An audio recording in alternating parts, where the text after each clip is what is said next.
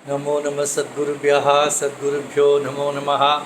नमो नमः सद्गुरुभ्यः सद्गुरुभ्यो नमो नमः। ज्ञानवैराग्यसम्पूर्णान् हरिभक्तिपरायणान् पूर्वाचार्यान् अहं वन्दे सम्प्रदायप्रवर्तकान् भगवत्पादमाचार्यं रामानुजं मुनिं श्रीमदानन्दतीर्थञ्च रामानन्दयतिं हितिम् श्रीवल्लभञ्च निम्बार्कं कृष्णचैतन्यमेव च तथान्यांश ज्ञानेश्वरं तथान्यांच पूर्वाचार्यान् स्मराम्यहम् आचार्येष्वपि सर्वेषु तारतम्यं विना कलौ शुद्धं भागवतं धर्मं जग्राह प्रेमिको गुरुः। हरे रामेति कृष्णेति नाम संकीर्तनं सदा लोकक्षेमाय कुर्वन्तं प्रेमिकं सद्गुरुं भजे। श्री अण्णा विरचित श्री वैष्णव संहिता के चतुर्भाग का 19वां अध्याय। इस अध्याय में मानसिक पूजा के संबंध में, अनुभव के संबंध में श्री अण्णा कहते हैं, भागवता ऊचुः भावितां गौरदेवेन कृष्णलीलां तु मानसीं कविराजो ददर्शेति पूर्वमुक्तं जगद्गुरो कल्पितं मनसा भक्तैः गोपीभावपरायणैः कथं भवति सत्यं तन्निखिलं कृष्णचेष्टितं। पूर्व के अध्याय के पहले गौरांग देव ने मानसिक एक समाधि अवस्था में उनका एक लीला हमने श्रवण किया था कि राधा कृष्ण जल क्रीड़ा करते हैं यमुना में, तो राधा जी के कर्ण कुंडल गिर जाते हैं। तो वो फिर रामचंद्र कविरायर ने उस समाधि अवस्था में जाकर ये पता लगाया और कुंडल को निकालकर गौरांग गोपी को दिया था। यह हमने पूर्व सुना था। तो भागवत आचार्य से पूछते हैं, तो यह जो गोपी भाव में जो कल्पना की जाती है वह सत्य कैसे हो जाती है? महाप्रभु ने कल्पना ही की थी ना, तो ऐसा क्रीड़ा कर रहे हैं, उनके डोल गिर गए हैं, ऐसा तो वो सत्य कैसे हो जाते हैं? ऐसा प्रश्न पूछा। सद्गुरुवाच किमत्र चित्रं तत्त्वज्ञा गोविंदे भक्तवत्सले सत्यं करोति कृपया भक्तानां भावमुत्तमम्। श्री अण्णा कहते हैं, इसमें आश्चर्य की क्या बात है? आप तब तो तत्वज्ञ भक्तवत्सल गोविंद के तत्व को जानते हैं। भगवान भक्तों के कल्पना को सत्य करते हैं, भक्तों के चिंतन को सत्य कर देते हैं। मनसा कल्पितां पूजां भगवान भक्तवत्सलः गृह्णाति कृपया कृष्णो भक्तभाववशं। मन से कल्पना जो मानसिक पूजा करता है तो उसे भक्तवत्सल भगवान स्वीकार करता है। 1991 में मुंबई में महाभागवत मेला का आयोजन किया था श्री अण्णा ने। उस समय मेरे परिचित एक महाराष्ट्र ब्राह्मण शिवराम कृष्ण धाईगुड़े महाराज, उनका परिचय अण्णा की कृपा से ही प्राप्त हुआ था 1 वर्ष के पहले। तो मैंने उनसे कहा, हमारे गुरु आ रहे हैं, गुरु महाराज आप आ जाइए। तो वे पुनः से अण्णा से मिलने, क्योंकि मैंने उनसे अण्णा के संबंध में कहा था, तो वे आ गए थे पुनः से। तो उन्हें लेकर अण्णा के पास गया और अण्णा उनको देखते ही पूछने लगे, आपको ये कैसे, तुम्हें ये कैसे, कहाँ प्राप्त हुआ, इनका परिचय कैसे हुआ? ऐसा श्री अण्णा ने पूछा मुझे। तो अण्णा ने उनसे संस्कृत में उनसे संभाषण किया। श्री अण्णा ने कहा कि मैं भी पंढरपुर से ही लौट रहा हूँ।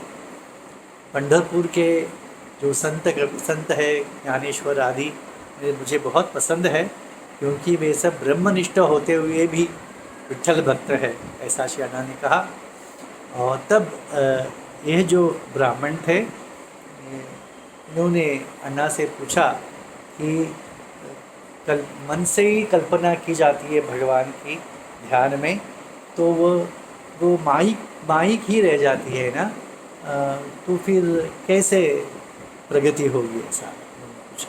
तब श्री अण्णा ने कहा कि भक्त जब कल्पना करता है, मन से ही करता है, परंतु भगवान भक्तवत्सल होते ही, भक्तवत्सल होने के कारण उस कल्पना, उस भगवान का जो रूप जो कल्पना करता है भक्त, उसे चिन्मय बना देता है। ऐसा श्री आनंद से कहा, जो वो स्मरण हुआ। तो इसी प्रकार मनसा कल्पितां पूजां भगवान भक्तवत्सलः गृह्णाति कृपया कृष्णो भक्त भाववशं। भक्त के भाव के अनुसार भगवान उस पूजा को स्वीकार कर लेता है। यद्य सृजन्ति मनसा भक्ता भाव कुतूहलाः तत्सत् सत्यम भवेत् एव कृपया अधिकापते। जो जो कल्पना करता है भक्त अपने भाव उत्साह से, तो कुतूहल से, वह सब सत्य कर देता है। राधिकापति निर्मले हृदये भक्तो नित्यं वृंदावनं स्मरन् राधा मुकुंदयोर भक्त्या दास्यं कुर्याद अहर्निशम्। तो भक्त के निर्मल हृदय में वह सदा वृंदावन का ध्यान करता है और उसमें राधा मुकुंद का दासता ही सदा करते रहता है। सेवा रहस्यं विज्ञाय गुरुराज मुखाम्बुजात् उत्थाय प्राकृता अगदा लोकात् दास्यं कुर्यात् रमापते। ये जो किस प्रकार सेवा की जाती है राधा मुकुंद की, यह एक गुरु महाराज के मुख से, रसिक गुरु महाराज मुख से सुनना चाहिए। उसके पश्चात इस प्राकृत लोक से परे उस भगवत रहस्य को, उस लीला रहस्य को जानकर मानसिक पूजा करनी चाहिए। ऐसा श्री अण्णा कहते हैं। गोपी भावेन गोविंदम अर्चयन मनसा सदा अचिरेण एव कालेन सिद्धो भवति वैष्णवः। यदि कोई वैष्णव, रसिक वैष्णव गोपी भाव से गोविंद का मानसिक पूजा करता है, तो कुछ ही काल में वह उस गोपी भाव में सिद्ध हो जाता है। वृंदावनच्च यमुना निकुंचम गोकुलम गिरिहि राधिका माधवो गोप्यो गोपा वत्सा च धेनवः यशोदा गोपराजश्च लता वृक्षा खगा मृगाः एतत् सर्वं प्रेमिकस्य निर्मले हृदि वर्तते। प्रेमिक भक्त के हृदय में सब कुछ निवास करते हैं। वृंदावन यमुना निकुंज गोकुल गिरिराज राधिका माधव गोपी गोपा उपबालक वत्सा धेनु यशोदा गोपराज लता वृक्षा खगा मृगाः पक्षी वृक्ष लता, ये सब भक्त के हृदय में ही वास करते हैं। इतना सुंदर लिखा है, देखिए। यथा यथा भावयति लीलाम देवशिखामणेः तथा तथा कृपा सिंधु दधाति हृदि दर्शन। जैसे जैसे वह भाव करता है भगवान की, देवादिदेव भगवान की, वह कृपा सिंधु होने के कारण वैसे ही उनके हृदय में दर्शन देता है। संतुष्टम सर्वदुर्लभम स्मरणेनैव केवलम नित्यतृप्तं तर्पयितुं नैवागच्छन्ति दुर्भगाः। भगवान कैसे हैं? सर्वसुलभ है, अवाप्त समस्त काम है, उसे हम क्या अर्पण करेंगे? फिर भी उनके स्मरण मात्र को ही भगवान स्वीकार कर लेता है। वह तो नित्य तृप्त है, अवाप्त समस्त काम है, परंतु इस प्रकार के मानसिक पूजा भाग्यवान को ही प्राप्त होता है। कश्चित् राजकुमारश्च रघुनाथ इति श्रुतः युवा कृतविवाहः च पितृभ्यां लालितं स्वयं काव्यसाहित्यतत्त्वज्ञः रसिको मृदुमानसः विचारशीलो वाग्मी च विरक्तो विषयेष्वपि श्रुत्वा गौराङ्गदेवस्य प्रभावं कल्मषापहं विनिर्ययो स्वभवनात् कृष्णतृष्णा प्रचोदितः जीर्णवस्त्रपरिधानः क्षिप्तशुष्कान्नभोजनः विविक्त्य देशे निवसं चकार हरिकीर्तनम् एवं मुक्तं पूर्वमेव चरितं किल वैष्णवाः सोऽयं श्रीरघुनाथस्तु गौराङ्गविरहाकुलः श्रीजगन्नाथरूपेण गौराङ्गे तु लयं गते तस्यैव चाज्ञया प्राप शिवनं वैष्णवोत्तमः। हमने रघुनाथ दास के संबंध में गए अधिक अध्याय में ही सुना था कि रघुनाथ दास एक धनवान के पुत्र थे, महारसिक थे, कवि हृदय रखने वाले थे और उनके माता पिता ने उनको कैद बना के घर में रख लिया था और वे किसी की तरह जंगल मार्ग से महाप्रभु से मिलने के लिए पूरी जगन्नाथ आ गए थे, भिक्षा मांगकर आते थे, सब कहा था ना।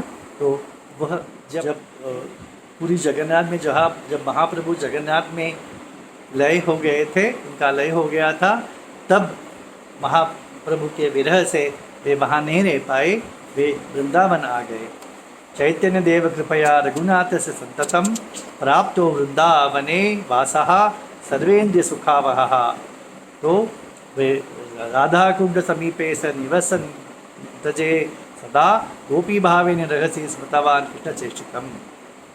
तो चैतन्य देव की कृपा से ने वृंदावनवास प्राप्त हो गया। राधा कुंड के समीपे एक वृक्ष के तले वे रहते थे और मन से गोपी भाव से कृष्ण लीलाओं का स्मरण करते थे। विविधानि च काव्यानि भक्तानंद प्रदानि च कुर्वन् गोविंद चरितम भावयामास। अपने हृदय की जो भावना है उसे कविता रूप दे देते थे और भक्तों को सुना देते थे, वे भी आनंदित हो जाते थे। मूले कदम्ब वृक्षस्य निषन्नो भक्त सत्तमः केश प्रसाद चक्रे राधायाः स्वयमेकदा।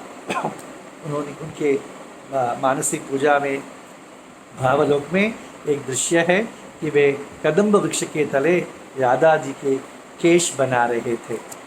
रघुनाथो महाभागो गोपी भावेन संयुतः मल्लिका मुकुलैर्मंदम वेणी बंधन चकारसा। सो राधा जी के केश बांधकर उसमें मल्लिका के कलियों को उस पर अलंकार के रूप में रख रहे थे। तदैव षट्पदः कच्चित् बद्धः कुटिलकुन्तलैः झंकारं कृतवान् तस्मात् भीता राधा ददावच। उस समय उस केश के भीतर एक भ्रमर अटक गया था, वह झंकार करने लगा। इसे सुनकर राधा जी घबरा गई और वे वहाँ से भाग निकली। वेणीं प्रगृहन् भक्तश्च बभ्राम स तया वने क्षणं तिष्ठ स्वामिनी इति प्रार्थयन् प्रणयान्। वे भी उनकी वेणी को पकड़कर उनके पीछे दौड़ रहे थे। स्वामिनी जा रुको ऐसे कहते थे। किंतु भ्रमर भीता सा पुष्पबद्धार्ध वेणिका नैव तस्तौ स भक्तोपि लेभे मनसि वेदना। तो इनके रघुनाथ गोपी जो भाव में है, तो वे उनकी गिनती करने के बाद भी स्वामिनी नहीं रुकी, क्योंकि वो भ्रमर का भय उनके मन में था। परंतु इनको दुख हो रहा था, क्यों स्वामिनी भाग रही है। रघुनाथस्य हृदये प्रवृत्तं गुह्यमुत्तमं तदर्श हरिदासश्च भावलोकं गतस्तदा। उस समय गौरांग देवी के मानसिक पूजा में जो हो रहा था उसे रामचंद्र कविराय ने देख लिया था उनके भावलोक में। उसी प्रकार यहाँ पर रघुनाथ जी के हृदय में जो भाव हो रहा है, उसे रहस्य भाव उसे हरिदास जी ने देख लिया, उनको उतार लिया। लोकेस्मिन् प्राकृते नूनं मनोभावो विविध्यते भक्तानां हृदयेत्वेकं प्रेमलोक निवासिना। साधारण इस भौतिक लोक में प्रत्येक का मनोभाव अलग अलग होता है, परंतु जो प्रेमलोक के निवासी है, भावलोक के निवासी है, उनका हृदय एक सा होता है। भाषा संभाषणं कृत्वा दुःखं गच्छन्ति मानवाः साधवो हृदयेनैव प्राप्नुवन्ति परम सुखम्। साधारण भौतिक मनुष्य बोलकर एक संभाषण करके दुख प्राप्त करता है, परंतु जो गोपी भाव के भावलोक के जो साधु है, वे तो अपने हृदय से ही एक दूसरे से वार्तालाप करते हैं और सुख प्राप्त करते हैं। समीपम रघुनाथस्य गत्वा प्रणयपूर्वकं स्वामिन्याः कुत्तले लीनं षट्पदं तं निवेदयत्। वे हरिदास आहिस्ते रघुनाथ जी के पास गए और कहा, स्वामिनी के केश में एक भ्रमर अटका हुआ है। मुमोच ब्रवरम सत्य केशपाशाद रघुतमः उत्पपात महाभागः कीर्तयन् मधुकृत प्रियाम। तो रघुनाथ जी को पता चला, हाँ ऐसी बात है, तो उन्होंने उस भ्रमर को बाहर निकाला। वह भी हे राधे श्री राधे कहकर बाहर उड़ गया। गते मधुकरे राधा मृदुहास रसानना तत्रोपविश्य सहसा रघुनाथम अतोषयत्। भ्रमर निकल जाने के बाद राधा जी वहाँ ही बैठ गई और उन्होंने अपना केश अलंकार पूर्ण किया। रघुनाथ जी ने रघुनाथेन रचितं राधिकायाः प्रसादनं महात्मा हरिदासश्च तदर्शैवात्मनोहृदि। तो ये जो केशव प्रसादन कर रहे थे रघुनाथ, उसे अपने मन में ही, हृदय में ही हरिदास ने देख लिया था। स्वानुभूति विना भक्तो रहस्यम कृष्ण चेष्टितम अप्रमेयमिदम सर्वम विज्ञातुम नैव शक्नुयात्। कृष्ण की लीलाएं अप्रमेय है, इंद्रिय के अतीत है। तो ऐसे लीला को स्वानुभव के बिना कोई भक्त ऐसे लीलाओं को नहीं देख सकता, अनुभव नहीं कर सकता। गुरुर अनुग्रहेणैव स्वानुभूतिरवाप्यते गोपी भावेन संसिद्धिमाचार्यं पूजयेत् सदा। गुरु की कृपा से ही स्वानुभूति, कृष्णा लीला की स्वानुभूति होती है। तो वह कैसे प्राप्त हो? तो गोपी भाव से युक्त एक महाराज गुरु की हमें शरण जाना चाहिए, उनकी कृपा से हमें प्राप्त होगा, ऐसा श्री अन्ना यहाँ पर कहते हैं। श्री प्रेमकेंद्र सद्गुरु महाराज की जय।